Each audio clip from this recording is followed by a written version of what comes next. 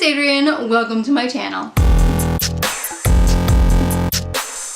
Today, I'm here to bring you another 3-in-1 video. It's been quite some months since I've done a 3-in-1 video because the topics really haven't fit my reading style, but I'm very excited to be back with another one. If you are new around here and you've missed any of my other 3-in-1 videos, I'll leave a link down in the description box below so you can check them out.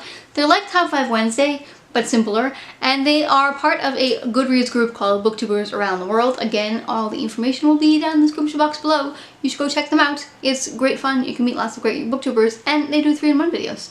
There you go. This month's 3-in-1 topic is top 3 trilogies. I went back and forth on if I was going to do this one or not, because some days I felt like, oh, this is going to be so easy. Other days I felt like, wait a minute, I don't even know how many trilogies I've actually read, because apparently I read lots of series. But I do have 3 for you, plus 1 honorable mention, because this is my channel, and I can do that. And it was really difficult for me just to pick 3. These were no particular order. I like them all. I don't know if I could put them in order, so I'm not even going to try. First up is one that I know probably isn't the best trilogy out there, but this was my first YA fantasy book. I think I read this one almost 10 years ago now, maybe a little less, I don't remember. But that is the Traitor Spy trilogy by Judy Canavan. I have talked a lot about this trilogy on my channel before. If you're new to young adult fantasy, this is a good place to start. I recommend this book to people who like Harry Potter because it is about a magician's school. You can't really compare it to Harry Potter because it's like apples and oranges, but it's about a magician's school. The first book follows a girl named Sonia, and Sonia is from a lower class, and lower class people do not have magic. Magic is strictly for nobility, until one day she shows some signs of having magic, and you have to go to a magician school to learn how to control your magic, but the lower class people have never been there before. So the lower class people are very excited about this girl who has magic, the upper class not so much. So she becomes a novice in this magician's guild, and you follow her story. There are lots of things going on in this school that probably shouldn't be happening, so she's trying to figure her way amongst her fellow novices, but there's also someone using black magic, and black magic is strictly forbidden. These were easy to read series. I have since read the first book in the follow-up series called the Traitor Spies trilogy. I wasn't a huge fan of those. Next up is the Mistborn trilogy, and that consists of Mistborn, The Well of Ascension, and The Hero of Ages by Brandon Sanderson. This one is a high fantasy book, so this is more for adults. It's more complicated, it's more of a tougher read, but it too is very fascinating. It took me about a month to read each of these books, but I absolutely loved them all. This one is a realm where you can produce magic by consuming various types of metal. You have a couple different sorts of magicians.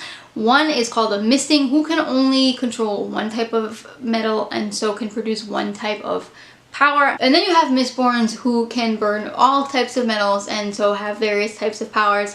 This follows a kingdom called the Final Empire, where it is controlled by the Lord Ruler, who is a dark magician. The world is covered in ash, the sun is red, there are no green plants, and you have a couple of criminals who are trying to bring down this final empire. Legend has it that there was once a hero who has failed, and that is why their kingdom is the way that it is. That's about all I can tell you without getting spoilery. I can't really give you much more details than that, and like I said, I'm terrible at explaining the series. If you are new to high fantasy, I would recommend these because they are very interesting. Some of them are slower than others. What I liked about this series as a high fantasy is that a lot of the descriptions are not given in just a plain old run-of-the-mill describing your environment, but it's done through a lot of action, through a lot of conversations, which I think helps the density of high fantasy. So I would definitely recommend this series if you have not yet read it. Next up are the Illuminae files by Amy Kaufman and Jay Kristoff, and that consists of Illuminae, Gemina, and Obsidio. I just finished Gemina and Obsidio this past month. They were really great. I talked a lot about this in my last video, and this one follows a whole scandal that has happened in space. Essentially, a colony called Carenza 4 has been sort of obliterated, and the company that did so is trying to cover their tracks, and they're having a hard time doing so. So this trilogy kind of follows that whole progress and how problems just keep escalating and escalating. My favorite book in this series was the second one. I will say though, it sort of verges on horror. it was a little bit creepy, that second book there. I really enjoyed the last one. I just finished it this past month. You'll hear more about that in my wrap up that's coming up soon. But if you are new to science fiction, I would definitely recommend these books because they are told in dossier format, so they are really easy to digest. It does take a minute to get used to the style of the book because I never have read a book in this kind of format before, so it takes a minute to sort of get into it, but once you do, you get hooked. I read each of these books in like 48 hours. They were fantastic and they're huge books. Next up is my honorable mention, and I'm only calling it an honorable mention because I couldn't just pick 3. And that is the Shades of Magic series by V. Schwab. This one consists of A Darker Shade of Magic, A Gathering of Shadows, and A Conjuring of Light. Did you see that? Almost dropped the book. This one falls somewhere in between YA fantasy and high fantasy. It's kind of neither. It kind of sits right there in the middle. So again, it's a great series if you are starting to get into adult fantasy and instead of YA fantasy. It's a little more complicated. It's got a little bit more to the politics. This one follows a boy named Kel who is an Antari, and an Antari is a blood magician, and there is only 1 Atari per London, and there are 4 parallel Londons, and one of them has been completely consumed and destroyed by London, and that is black magic. And then you have the Londons that sit further and further away from black magic who have varying degrees of magic.